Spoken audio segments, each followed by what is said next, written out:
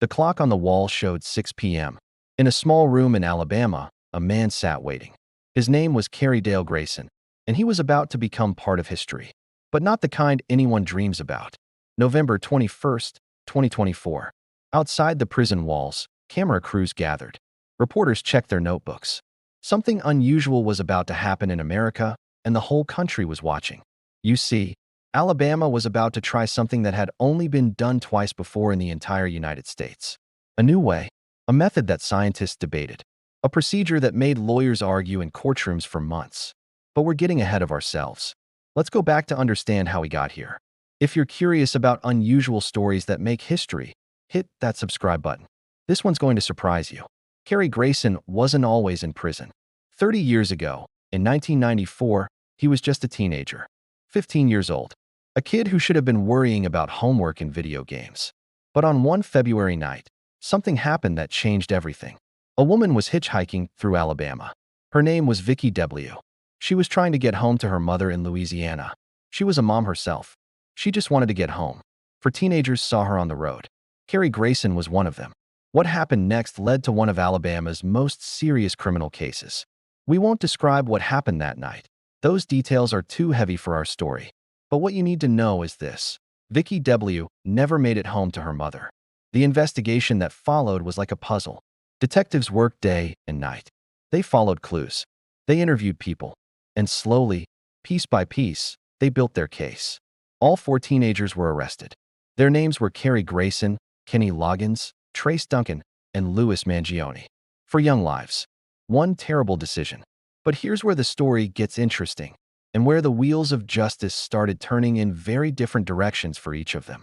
You might think that if 4 people are involved in the same case, they'd all get the same punishment, right? That's what makes sense. But the American legal system doesn't always work that way. 3 of the teenagers were under 16 years old when the crime happened. In 1994, that detail mattered a lot. The Supreme Court, the highest court in America, had made decisions about age and punishment. Young teenagers, the court said, shouldn't get the harshest penalties because their brains are still growing. They can change. They can learn. So Kenny Loggins, Trace Duncan, and Louis Mangione got life in prison. That's still very serious. They would stay locked up for the rest of their lives. But they wouldn't face the ultimate punishment. Carey Grayson was different. He was 19 when he was arrested in 1996, just a few years older than the others. But in the eyes of the law, those few years made all the difference. The trial happened in 1996. Lawyers on both sides presented their evidence. Witnesses spoke. The jury, 12 regular people from Alabama, listened carefully. They had a huge responsibility. They had to decide, guilty or not guilty. The verdict came back, guilty of capital murder. Now came the second part.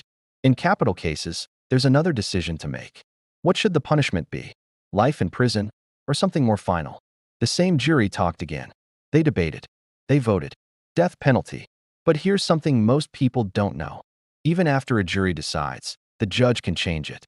Alabama is one of the few states where a judge can override what the jury recommends.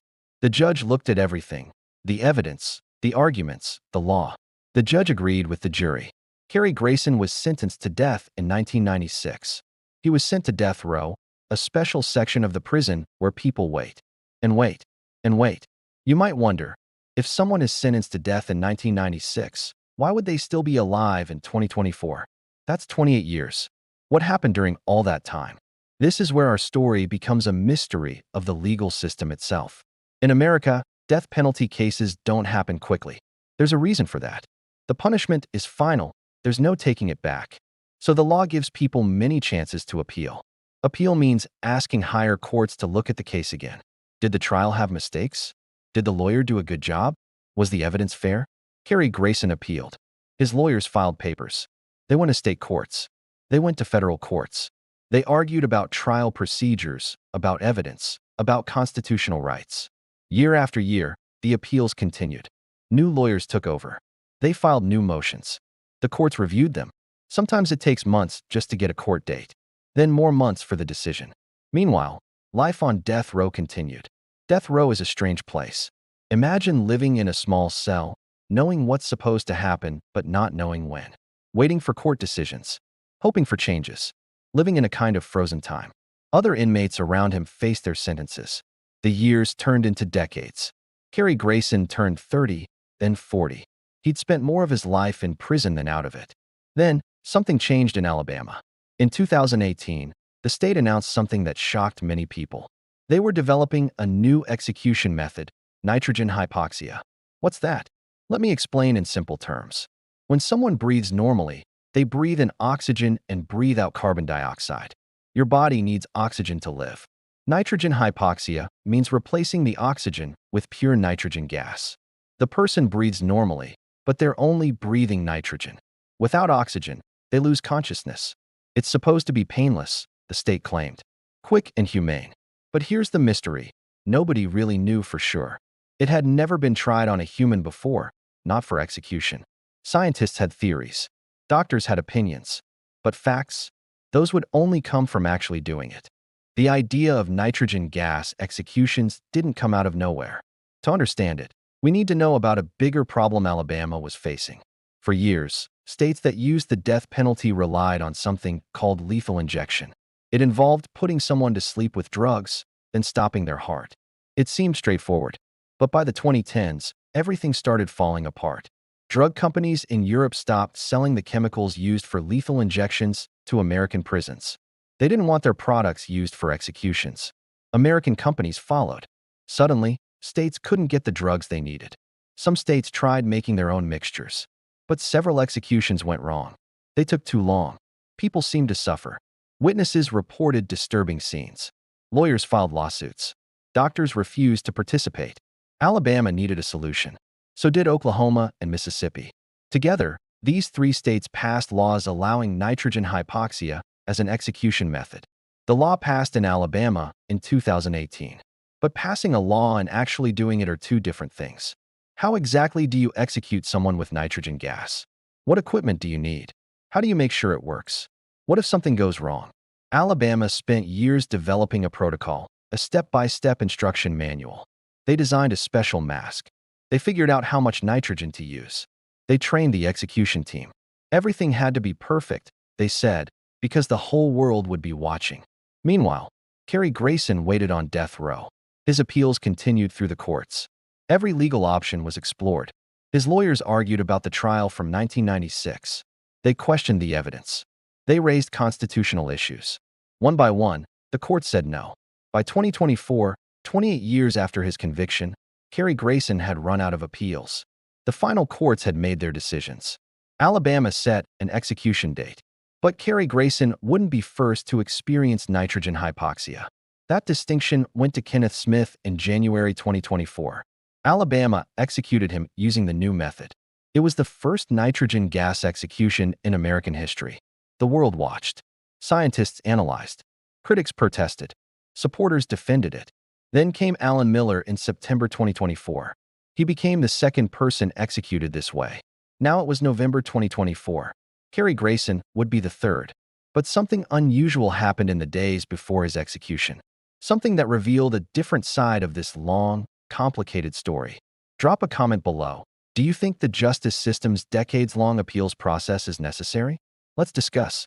Carey Grayson gave his last interviews. Reporters visited the prison. Lawyers made final statements. And what emerged was surprising to many people. Grayson didn't claim innocence. He admitted his involvement in the 1994 case. But he talked about something else, something that made people think. He spoke about being a teenager when it happened, about how differently his brain worked back then, about the person he'd become during nearly 3 decades in prison. He'd taken classes, read books, changed his thinking. His lawyers raised questions too. They pointed out that Grayson's 3 co-defendants, the ones who were younger in 1994, were all serving life sentences. Still alive. Still in prison, yes, but alive. Why should age at the time of the crime make such a different outcome? It's a question that goes to the heart of how justice works. Is punishment about revenge? About protecting society? About giving people chances to change? Different people have different answers. The Supreme Court had said that executing someone who was under 18 when they committed their crime is unconstitutional. Cruel and unusual punishment, they called it. Teenagers' brains aren't fully developed. They're more impulsive. They have greater capacity for change. But Carey Grayson was 19 when arrested, just over that line. Should those few years make the difference between life and death? Court said yes. The law was clear. Age 18 was the boundary. Still, it made people uncomfortable. 3 co-defendants alive, 1 scheduled to die, all involved in the same case. As November 21st approached, protests grew outside the prison. Some people held signs supporting the execution. Justice for Vicky, they said. Others opposed it on principle. The death penalty is wrong, they argued. Still others focused on the method itself. Nitrogen gas is experimental, they claimed. Untested, possibly cruel. Inside the prison, preparations continued. The execution chamber was ready. The nitrogen tanks were checked. The mask was prepared. The witnesses were selected, some representing the victim's family, some representing Grayson, others from the media. The time was set, 6 p.m. That afternoon, Carey Grayson had his last meal. Prison rules allowed him to choose what he wanted. The details of what he ordered became public, a strange tradition that Americans have developed around executions. People are curious about these final human choices. He met with his spiritual advisor, said his final goodbyes to family members through the glass partition. Phone calls were made. Last words were spoken. The clock ticked forward. At 5:45 p.m., guards came to his cell. It was time to move to the execution chamber.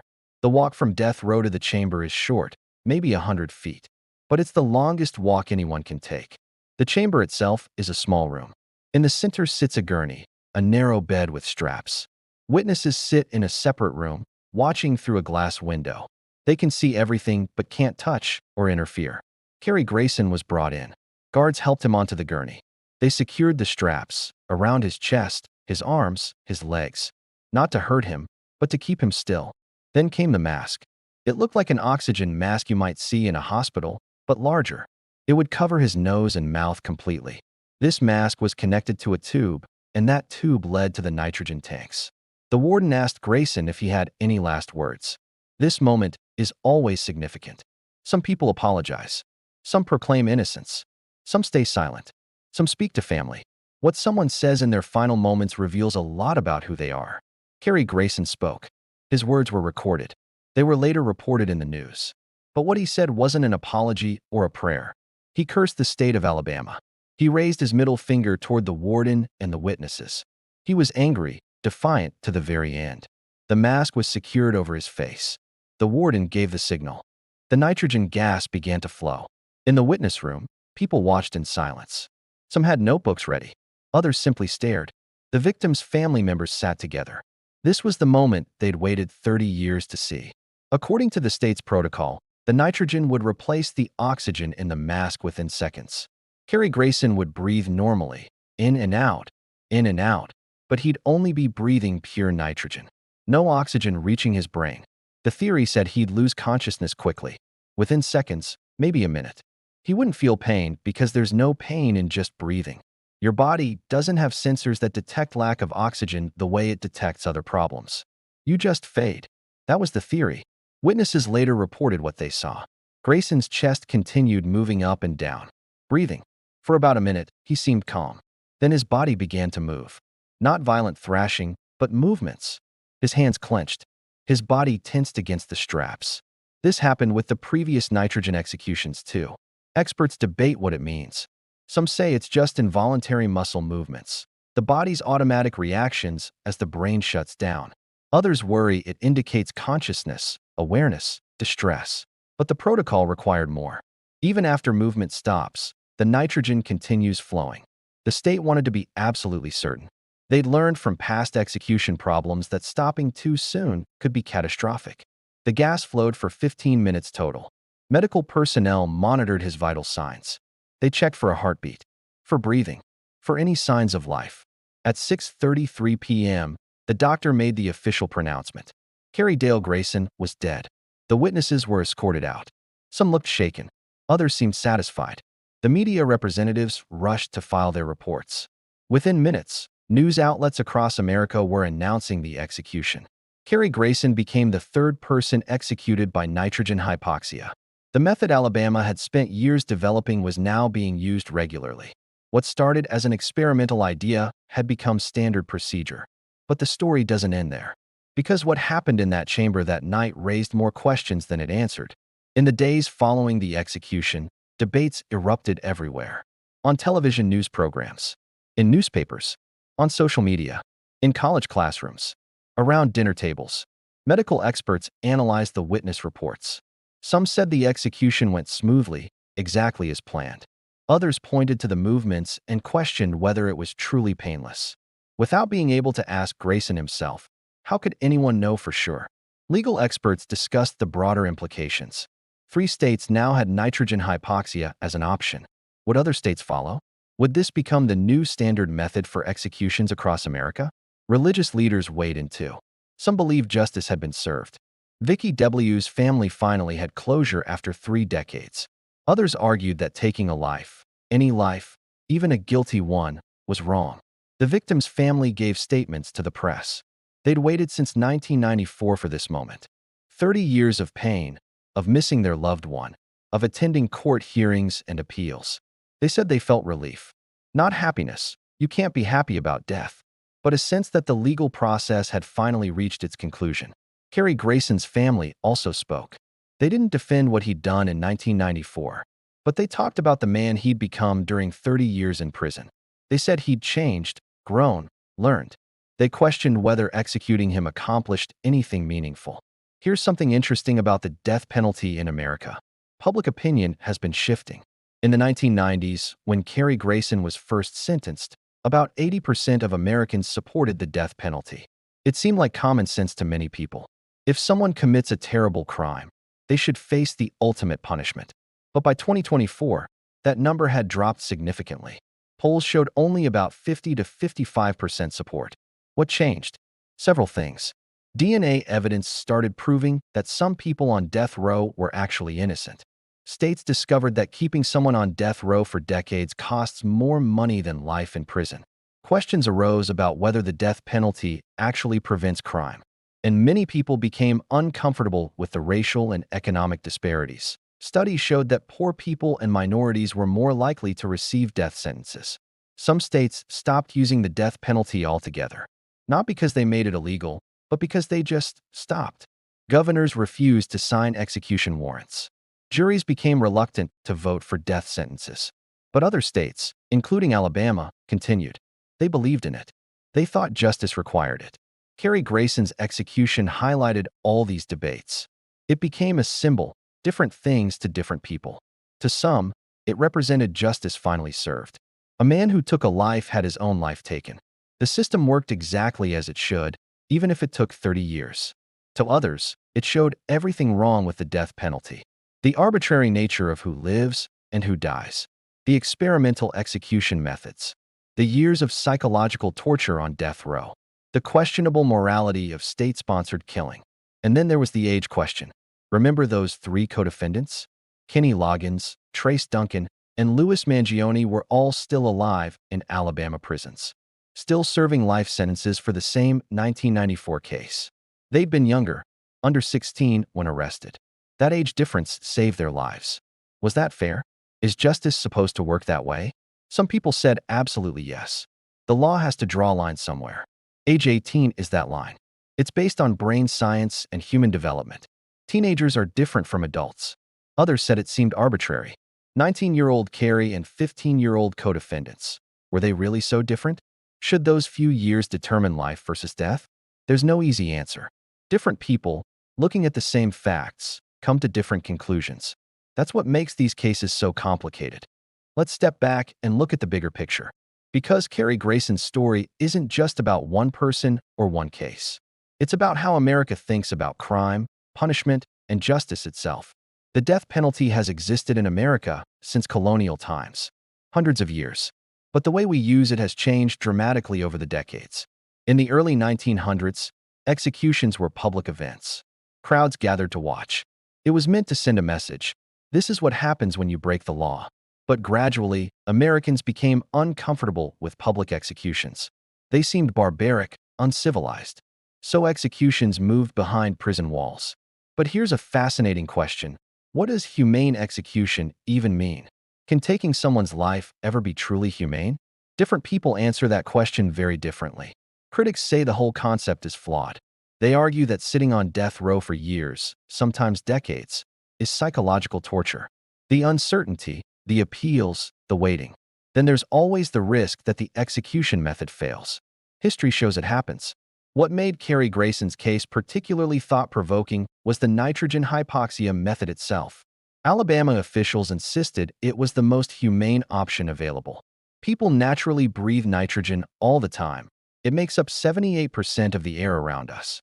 The state argued that simply breathing pure nitrogen would cause unconsciousness without suffering, like falling asleep.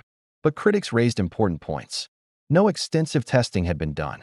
The first execution using this method, Kenneth Smith in January 2024, showed unexpected body movements. Witnesses described it as disturbing. Was Smith conscious and suffering? Or were those just involuntary muscle reactions? Nobody could say for certain. Medical organizations actually refused to help develop the protocol.